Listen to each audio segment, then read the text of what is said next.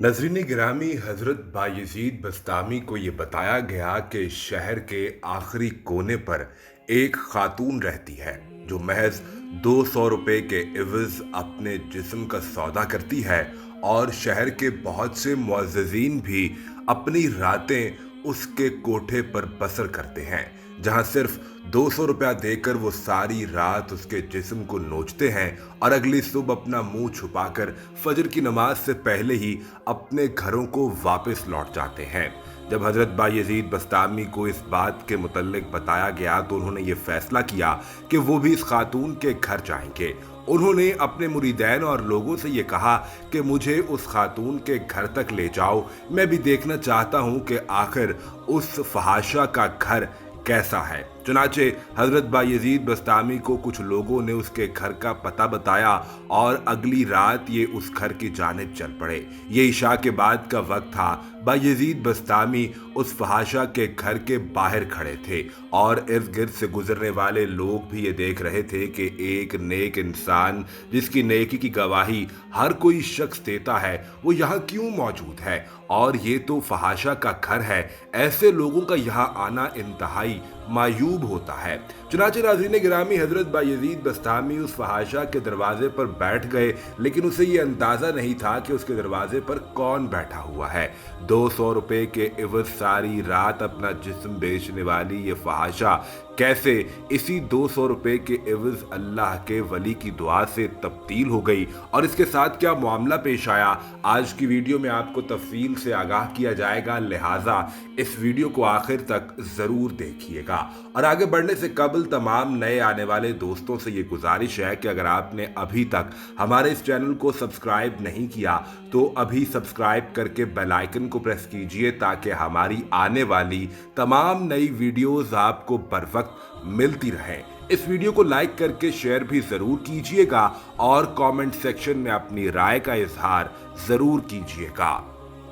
नजरीन गिरामी, रात गुजरने लगी और इस फहाशा को इंतजार ये था कि आज कोई मेरे दरवाजे पर दस्तक क्यों नहीं देता। वो अपने ग्राहकों का इंतजार कर रही थी जो हर रात उसके कोठे पर आते, सिर्फ 200 रुपया देते, अपनी जिनसी तस्कीन हासिल करते और फिर मुंह अंधेरे ही उसके घर से चले जाते।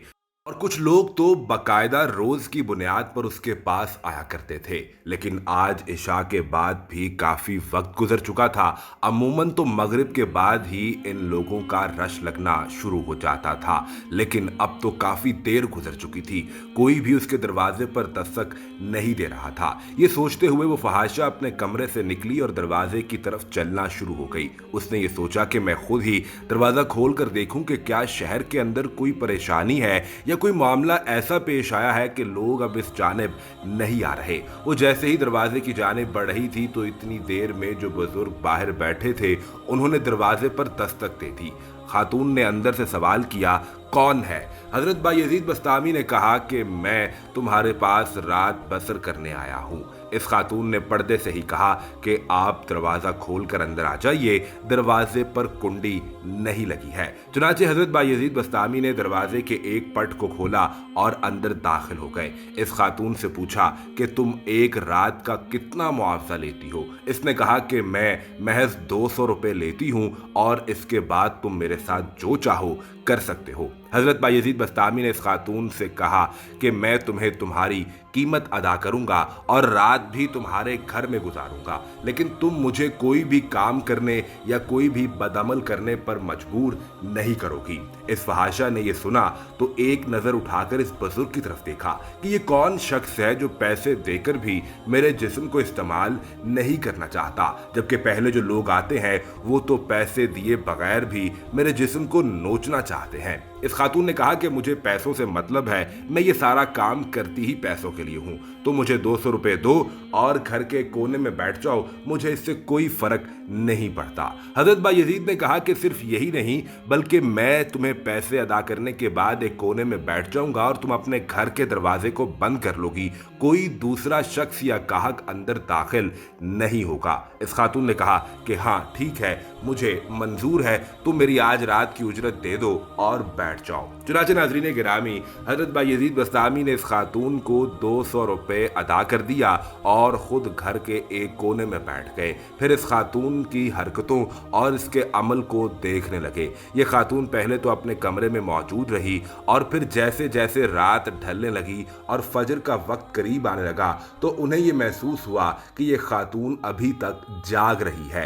हजरत बायजीद बस्तामी ने इस खातून से ये कहा कि फजर का वक्त हुआ चाहता है, तुम नमाज अदा कर लो। अगर आज तुमने बदअमाली नहीं की तो इसका मतलब है कि तुम्हारा जिस्म पाक है और तुम नमाज अदा कर सकती हो। इस खातून ने कुछ नहीं कहा, ना हाँ बोली ना बोली, बस अपने कमरे में गई, जाए नमाज लाई, सर पर चादर ओढ़ी और नमाज अदा करने लगी।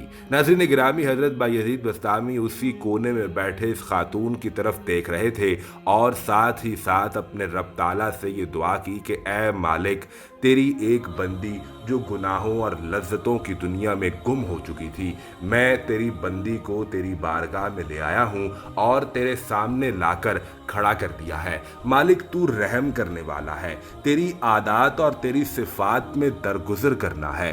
तू अपने बंदे की लाख बुराइयों, गुनाहों, कोताहियों के बाद भी उसकी माफ़ी पर उसे माफ़ कर देता है। जो तेरी बारगाह में आकर खड़ा हो जाए तो उसको खाली हाथ नहीं लौटाता। मालिक, आज ये फहाशा चाहे बहाने से ही चाहे अच्छी नीयत से, जैसे भी तेरी बारगाह में तेरे सामने सर झुकाए खड़ी है, मालिक तू इसे कबूल कर ले। नाज़रीन गिरामी, जैसे ही हजरत ने ये दुआ की तो इसके चंद ही लम्हों बाद नमाज पढ़ते ही वो फहाशा अपने आखिरी दमों पर आ गई और आखिरकार उसने दम तोड़ दिया और सांसों का सिलसिला रुक गया। यूं वो इसी हालत में अपनी आखिरी मंजिल की जानिब रवाना हो गई।